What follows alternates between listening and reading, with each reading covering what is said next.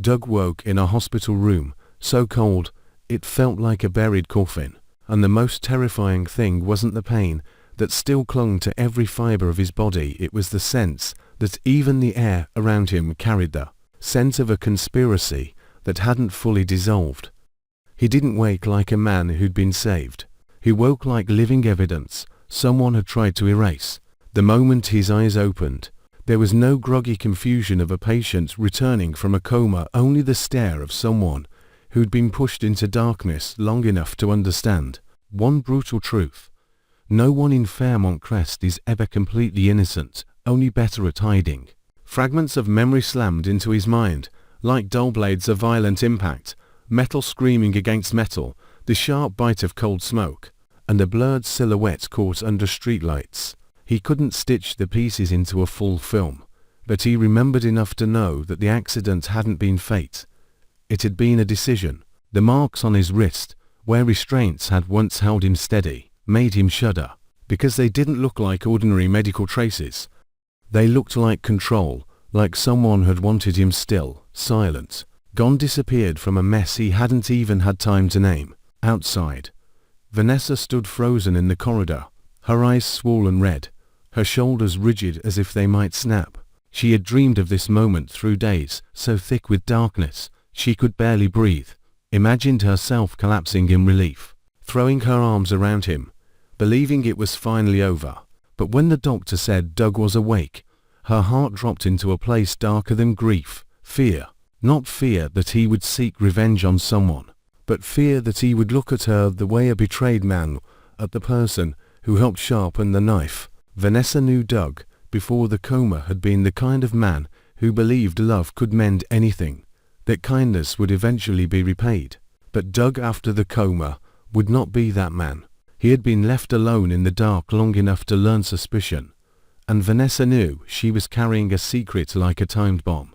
While Doug lay unmoving, there were papers she had signed, choices she had compromised on, promises she had swallowed just to keep everything stable. She had convinced herself it was survival, that resisting would cost her everything. But now Doug was awake, and that everything suddenly felt like a price that could kill her in a different way, kill the part of her she once took pride in being. In a corner of the hospital, Joey received a brief message that the target had recovered, and the comm mask he'd worn for so long cracked like glass. Joey didn't fear fists or accusations, he feared truth with a pulse. Feared Doug's memories rising like a tide that would wash away every trace he'd scrubbed clean. To Joey, Doug wasn't just a man. Doug was a dangerous variable, one that could destroy an entire chain of profit and influence he'd built with money, threats, and connections he believed could never break. He had calculated everything, the timing, the method, even the reactions of the people around them. He had trusted that if Doug stayed unconscious long enough, everyone would grow used to his absence, would drift to other worries, would teach themselves how to live with silence. But Doug waking meant the board had flipped, and Joey understood he didn't have much time before Doug stepped out of that bed, like a ghost, carrying a list of debts to be paid. Nicole was the first to feel the shift, not through hazy intuition, but through details that irritated like sand in her eyes. She noticed the way people avoided eye contact whenever Doug's name came up, the unnatural urgency from certain hospital board members whenever someone mentioned transferring him, changing doctors, strengthening security outside his room.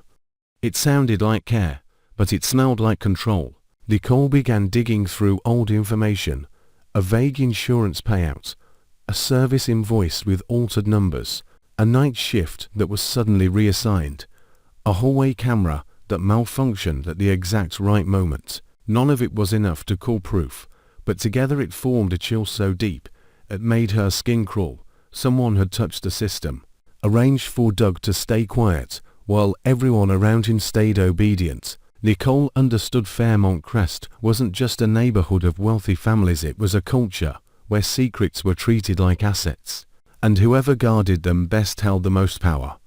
She had once believed she stood outside the game. Doug's awakening forced her to see the truth. No one truly stands outside a web this tight. Doug didn't shout or slam his fist the way people imagine a man obsessed with revenge would. The real danger in Doug was that he stayed silent. He watched. He listened for the small sounds he used to ignore, footsteps slowing outside his door, someone pausing to long in the hall before moving on, phone calls cutting off the instant his eyes opened.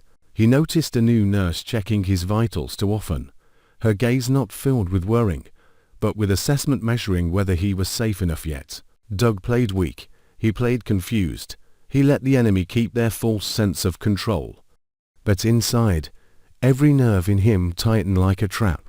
He wanted to get up immediately, rip open every locked door, drag the person who hurt him into the light. His body wouldn't allow it, so he did the hardest thing a man burning with rage can do. He waited. He watched. He memorized. And he let his anger flow underground like acid, eating away at hesitation. Vanessa tried to step into his room, but every time she saw him awake, her throat tightened around the one question she couldn't answer. If Doug remembered, where would she stand in that story? She kept telling herself she'd done everything out of love, out of survival, out of necessity. But the more she repeated it, the lighter it sounded, because part of her was starting to understand something terrifying. She had grown used to being controlled by Joey. Joey didn't need to hit Vanessa. He only needed to convince her that if she resisted, Doug would truly die. Vanessa had chosen compromise to keep Doug alive, and the cruelty of it was that the same compromise might now be the reason Doug would hate her when he opened his eyes. Her conflict wasn't simple betrayal or devotion. It was the panic of someone who had stood on a razor's edge so long she no longer knew which side she belonged to. Nicole went deeper. She found a detail that turned her spine to ice. Doug's medication chart showed an abnormal dosage adjustment, signed off by a doctor whose name did not match the official schedule for that night. Nicole couldn't expose it publicly yet, because she knew noise would only push the mastermind to erase every remaining trace. But she also couldn't pretend she hadn't seen it. If someone had intentionally kept Doug in a coma, this was no longer a power game, it was a crime. She was forced into a brutal decision: stay quiet for safety, or risk everything to save a man. What hurt most wasn't danger to herself, but the realization that people she once believed would stand on the side of right had been silent for far too long. That silence wasn't harmless anymore. It was complicity dressed in polite smiles. Joey counterattacked the way he always did, not with direct violence, but by choking off every escape route. He ordered internal reviews, demanded procedure compliance, pressured the hospital to replace Doug's lead physician with someone more trustworthy. Then he released poison into the air, the way he always did, rumors disguised as concern. Doug was awake, but not truly lucid. Doug had brain damage. Doug might say things that weren't real. Joey understood that if he could make everyone doubt Doug before Doug even spoke, then any accusation would be dismissed as delusion from a man barely returned from death. That was how Joey killed without touching anyone, and the most horrifying part was how calm he stayed while doing it. Doug recognized the strategy faster than Joey expected. One night, when the hospital settled into its quietest hours, Doug asked for assistance to stand and take a few steps. He was so weak his legs trembled, but he forced himself upright because he needed to confirm something. In the hallway, he passed a window and looked down at the parking lot, where streetlights cut the darkness into long bright wounds. And then, in that moment, a memory came back with ruthless clarity. A black car tucked into a hidden corner, a man stepping out, his wrist flashing with a metallic reflection, cufflinks catching the light. Doug didn't remember the face, but he remembered that flash. He remembered the cold rush down his spine. He returned to his room drenched in sweat, like he'd escaped death all over again. And he understood something else too. Revenge couldn't be a reckless blaze. It had to be precision. If he wanted Joey to fall, he had to make Joey lose control. He had to force Joey to reveal himself. Vanessa, meanwhile, felt Joey tightening his grip. He didn't need explicit threats. He simply appeared at the right moments, in the right places, with a look that reminded her she still owed him her silence. Vanessa stopped sleeping. She flinched at every vibration of her phone. She began to see Doug not as her refuge, but as a mirror reflecting every mistake she'd made. She wanted to tell Doug everything, to beg him to understand she'd been cornered, but fear kept her mouth shut, and that fear made Vanessa into someone else, colder, sharper, quicker to snap. She forged herself into a version strong enough to survive, but the stronger she became, the further she drifted from Doug, until she looked exactly like the kind of person Doug would one day despise. Nicole decided to play the one game she hated most. She approached Vanessa to ask questions, but to study her reaction. She didn't need a confession, only a moment of panic, triggered by a name, a payment, a signature. And Vanessa reacted. A blink too fast, a fist tightening, a breath catching. Nicole saw it instantly. Vanessa wasn't just grieving her husband. Vanessa was guarding a secret powerful enough to burn her alive. Nicole walked away heavier than before, because she understood how cruel the truth could be sometimes. The victim was also the accomplice, and the line between them was thin enough to cut skin. Nicole began asking the question she'd refused for too long. If Vanessa was pressured, who pressured her?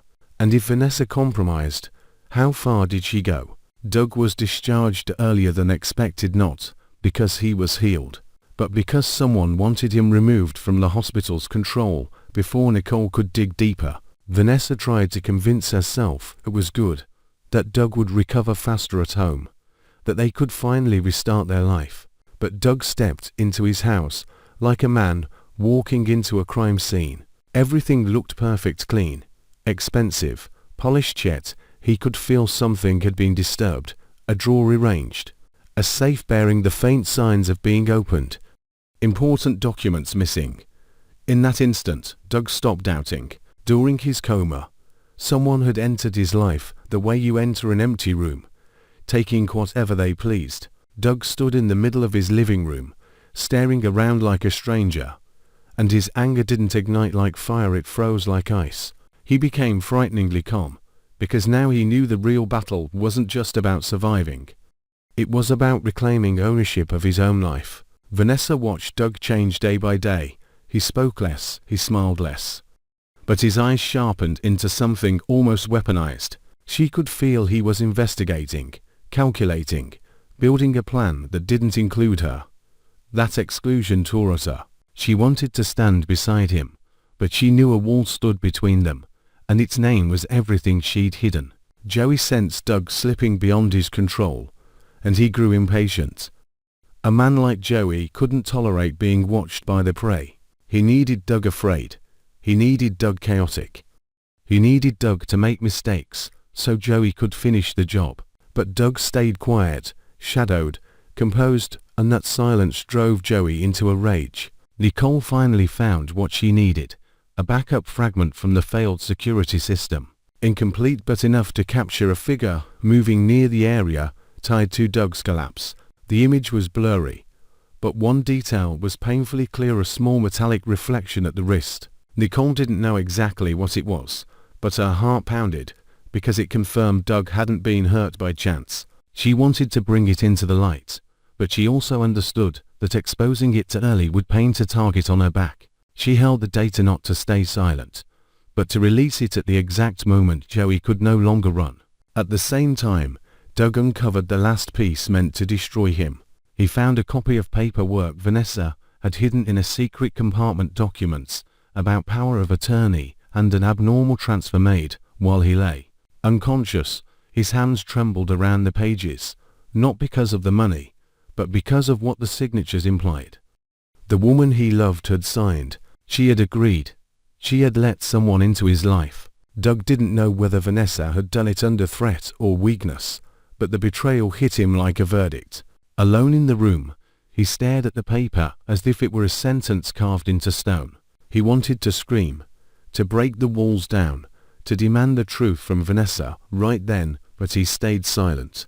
Because if he confronted her now, he would lose control, and Joey would win. Doug swallowed his fury, turned it into something colder and deeper, and realized revenge wasn't only about destroying an enemy, it was also about accepting that he might destroy himself in the process. That night, Vanessa woke to the sound of a door opening. She stepped into the hall, and saw Doug pulling on a coat, his eyes bright with steel-cold purpose, a phone in one hand and the thick envelope in the other. Vanessa wanted to ask where he was going, to stop him, to drag him back into safety, but fear rooted her to the floor. Doug didn't even look at her, as if she were only another shadow inside his home. He walked out, leaving behind a silence so heavy Vanessa couldn't breathe. Far away in the darkness of Fairmont Crest, Joey received word that Doug had left his house at midnight, and for the first time in years, Joey's heartbeat slipped out of rhythm, not from concern, but from real panic. Because he understood Doug wasn't leaving to run, Doug was leaving to hunt. And when a man who has already died once comes back with eyes like a ghost, the only certainty is that someone else will pay the price.